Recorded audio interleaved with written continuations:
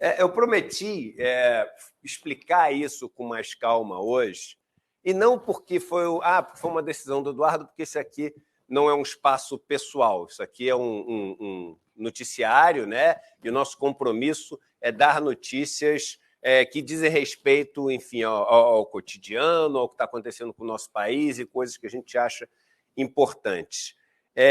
Mas essa minha decisão foi tomada por uma coisa que é mais atual do que qualquer outra, talvez, que é essa explosão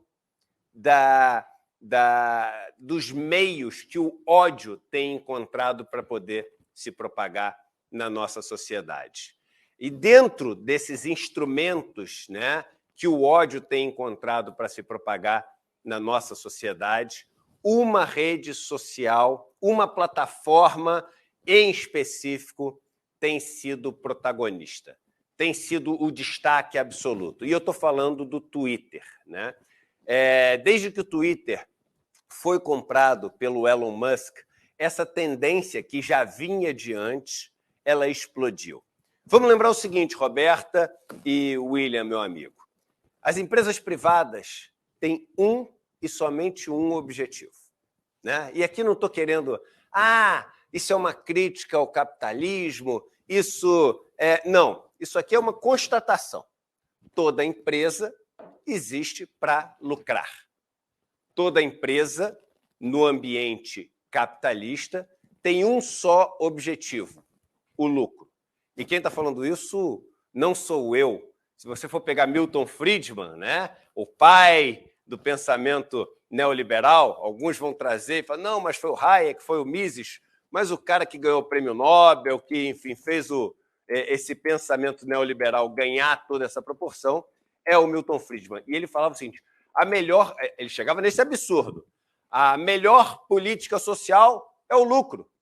A única coisa que a gente tem que fazer é estimular ali as empresas, né, atiçar ali as empresas a ter cada vez mais lucro. E aí a tal da mão invisível do mercado, aquela lá de Adam Smith, vai fazer com que tudo seja resolvido da melhor maneira para todo mundo. Essa é a lorota. Mas a verdade dessa frase é que o único objetivo de todas as empresas é o lucro.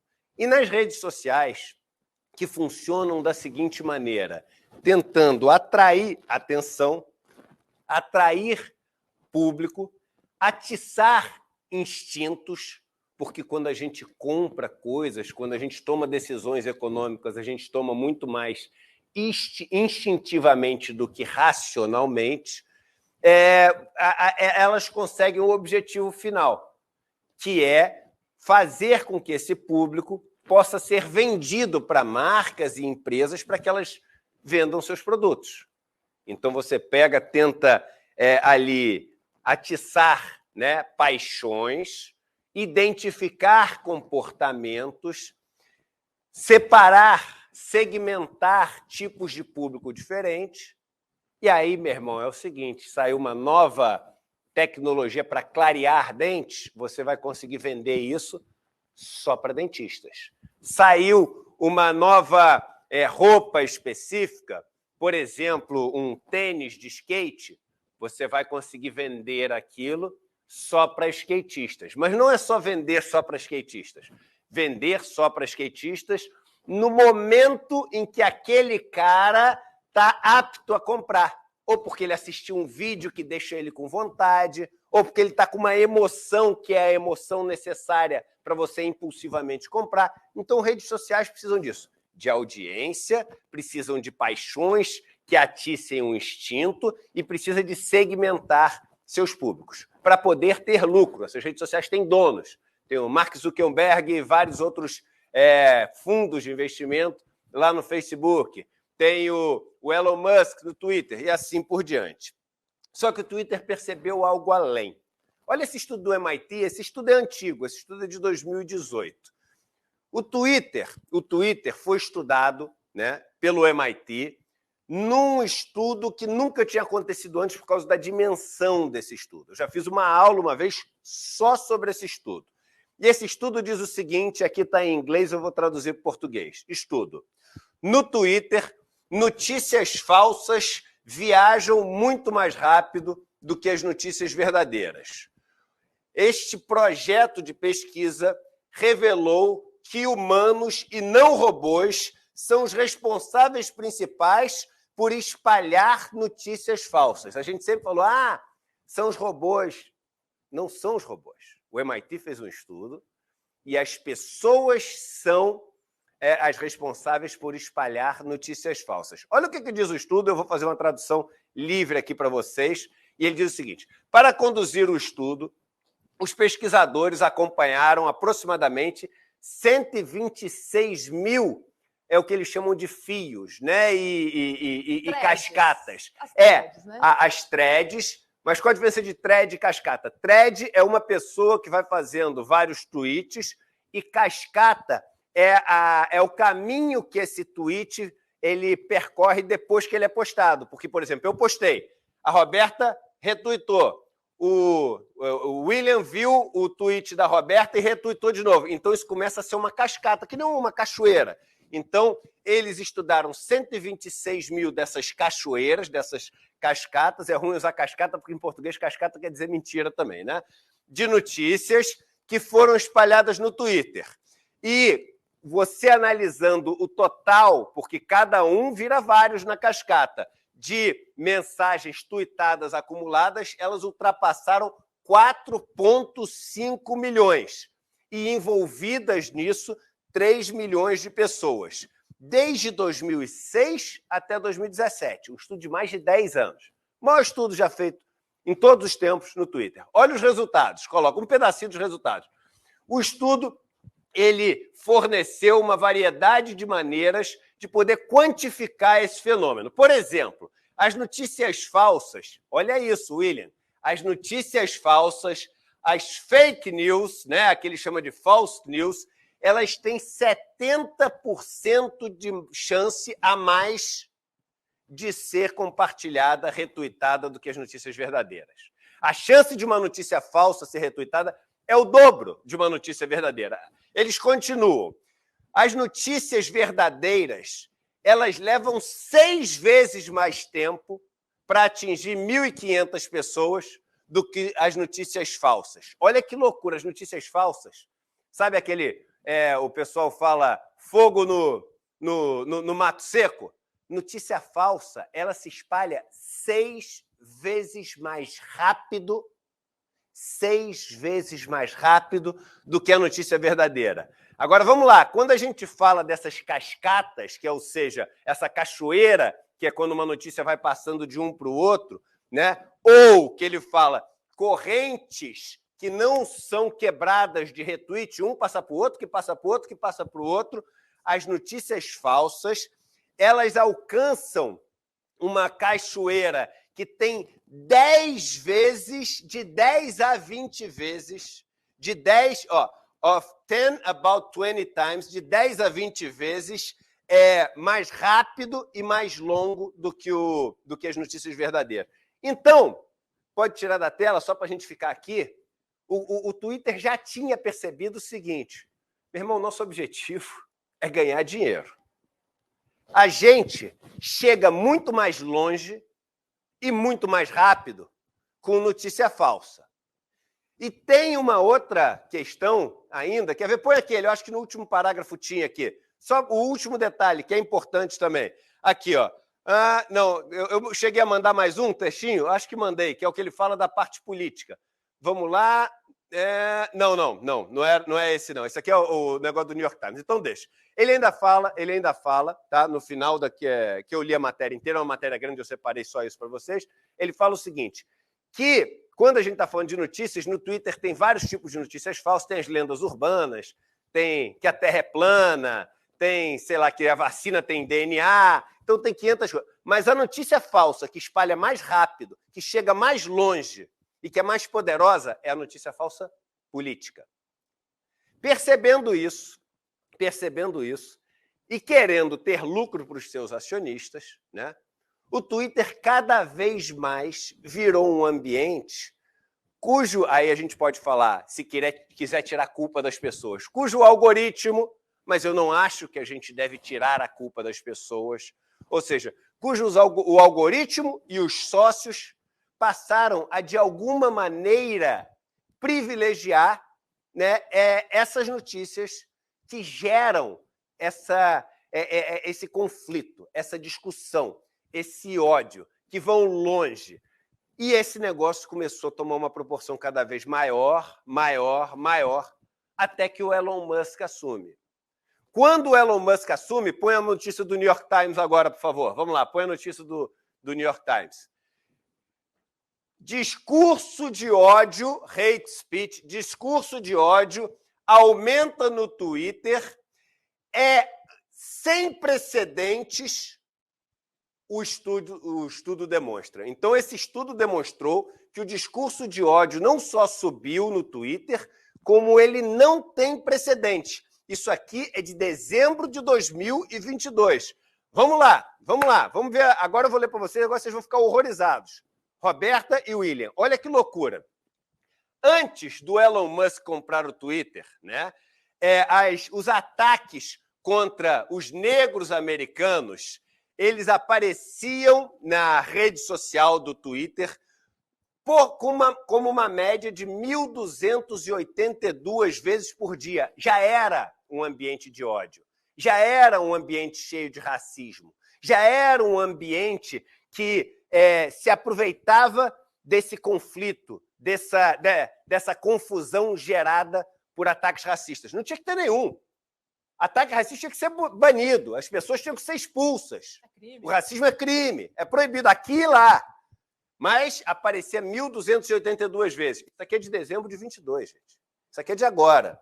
Olha só, depois do bilionário comprar o Twitter, eles pularam para 3.876. Multiplicou por mais de 3 vezes. Aqui, ó, num estalo. Isso não é por acaso.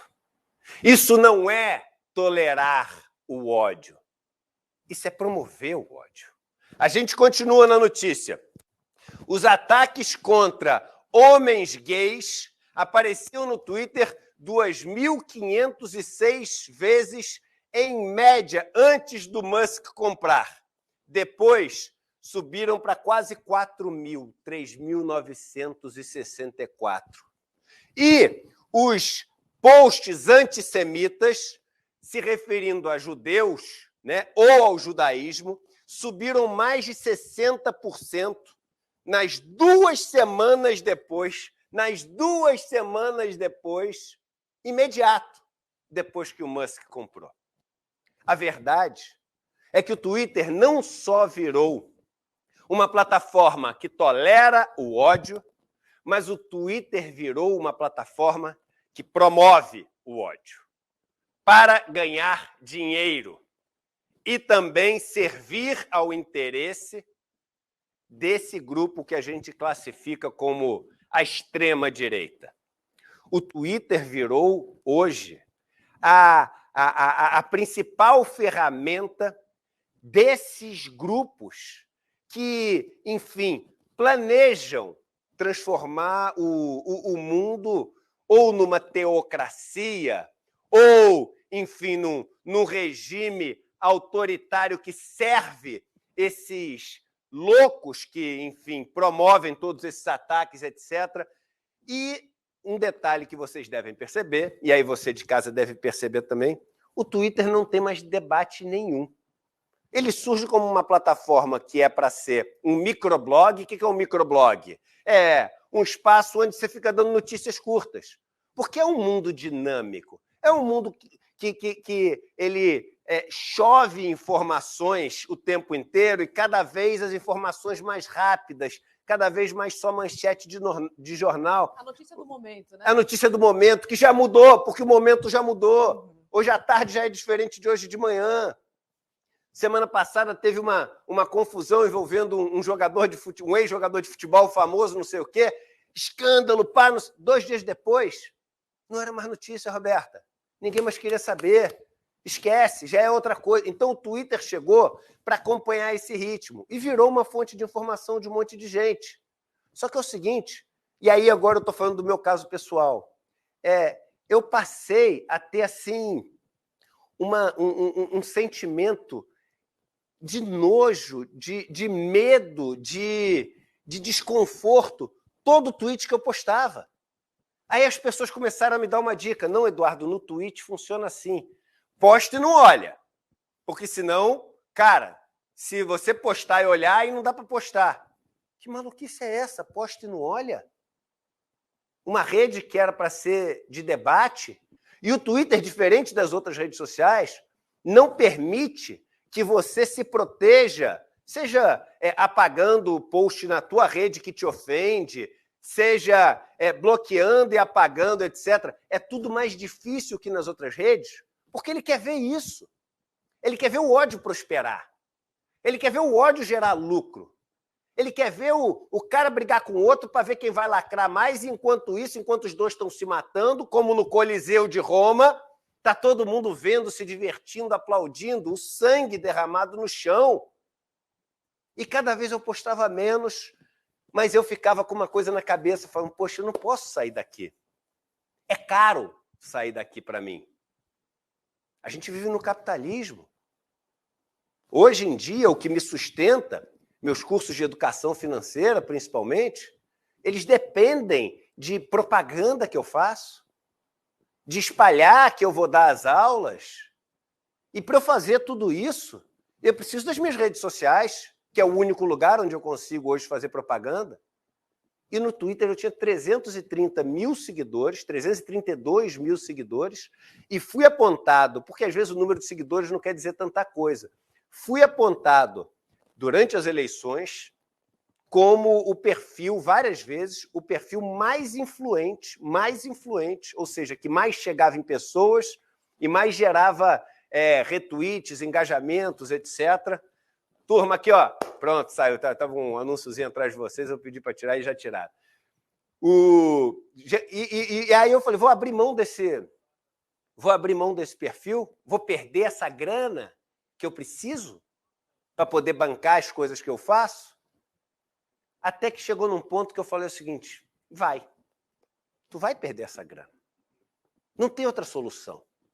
Porque o grande trunfo do YouTube, o grande trunfo do Facebook, o grande trunfo do Instagram, do WhatsApp, do Twitter, do LinkedIn, é fazer a gente depender deles. Esse é o perigo de um monopólio privado, que eu sempre falei aqui. O Twitter é um monopólio privado nos microblogs. O Facebook é um monopólio privado nas redes de interação social que funcionam daquela maneira. O Google não conseguiu competir com o Facebook e tentou várias vezes com aquele Google Plus, com o Google+. O YouTube não conseguiu competir com o Facebook. Essa é a definição de monopólio. O Instagram é um monopólio privado, como a rede de você postar as fotos. O YouTube é um ultra monopólio privado na questão dos vídeos. Se o YouTube tirar a gente do ar, o nosso negócio hoje acaba. Monopólios privados, eles são perigosíssimos para a sociedade, porque eles criam um custo enorme, porque você passa a construir toda a sua vida, o teu negócio. A venda que antes você vendia na rua, dava panfleto, ligava para as pessoas, hoje você depende do Facebook. Se o Facebook dobra o preço da propaganda, ele acaba com os teus lucros todos, você não pode fazer nada. Se ele te tira do ar porque, sei lá, ou ele achou que você fez uma coisa errada, ou porque o dono que comprou acredita em outro tipo do mundo e não gosta do que você fala, você não tem para que reclamar. Então o custo é enorme de sair.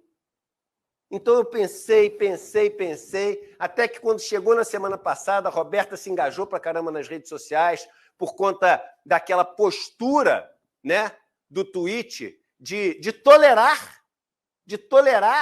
essas alusões feitas por vários perfis aos assassinos, aos terroristas, aos bandidos. Não, tá tudo bem, é liberdade. É liberdade não. É confusão, e o que ele quer é confusão. É guerra, o que ele quer é guerra. E eu não podia de jeito nenhum contribuir com o meu conteúdo para os planos desse doente, desse Elon Musk. para os planos desse pervertido, perverso, desse cara sem limites. Porque é isso que você faz. Ah, Eduardo, mas, poxa, mas aí você vai sair da luta e se a gente sai, eles ficam sozinhos lá. Existem vários espaços de luta. Existem vários espaços de luta. Tem a luta ainda, para mim, no Facebook, tem no Instagram, tem no YouTube, tem na rua, tem na casa das pessoas, tem no WhatsApp, tem no Telegram. E quando um desses também for para esse nível, a gente sai e vai para outro. A luta não acaba. A luta não acaba. Mas a gente não pode se deixar dominar por pessoas que enfim, que têm exatamente essa intenção, nos fazer de marionete para o seu projeto pessoal. Então, eu tomei essa decisão, foi uma decisão custosa, ela vai custar literalmente dinheiro, e muito dinheiro, porque são 330 mil seguidores de um perfil com super engajamento. Mas eu tive que tomar para poder deitar e dormir tranquilo. Para poder, na conversa, que todo mundo tem uma conversa mental, pessoal, falar o seguinte, cara, você está sendo coerente. Sabe, você tá falando o que você faz e você está fazendo o que você fala. Né? É uma decisão difícil. Foi uma decisão difícil. Hoje, meia-noite, tiro do ar, eu deixei até hoje meia-noite para as pessoas no Twitter verem meus vídeos e saberem que pode me acompanhar nas outras redes. Mas eu acho que... E não é um convite para ninguém sair junto, não é nada disso, porque isso é uma decisão pessoal. Tanto que o ICL Notícias continua lá, porque o ICL é uma empresa muito maior do que Eduardo. Tem várias pessoas, tem também tudo aqui as necessidades de enfim, informar o que está acontecendo aqui, tem tudo isso. Então, essa decisão pessoal, e que não é um convite para ninguém. E não tem nada de heróico, nada, zero. É uma coisa pensada para ter coerência com aquilo que eu falo e cada um toma a sua decisão. Mas uma coisa que eu acho que é de todos nós é a gente discutir o tamanho que o ódio está tomando nessas redes sociais. Não, mas o ódio está na sociedade, isso é apenas o reflexo da sociedade. É verdade. Mas você pode ampliar, você pode promover e você pode se aproveitar desse ódio, ou você pode criar mecanismos para tentar conter esse ódio, para tentar impedir que excessos que causam, muitas vezes, a destruição de várias vidas, literalmente, a gente está falando de morte mesmo, ou destruição no sentido de difamações, que isso seja controlado. E nada tem sido feito. Nada tem sido feito. Então, isso foi uma posição pensada, né? E eu acho que um dos principais assuntos hoje no planeta é a forma como essas redes sociais, esses monopólios privados que não deveriam existir, não que as redes não deveriam existir, mas não deveriam ser monopólios privados, né? E quase sem regulação, a gente tem que discutir o papel que eles têm na propagação desse ódio.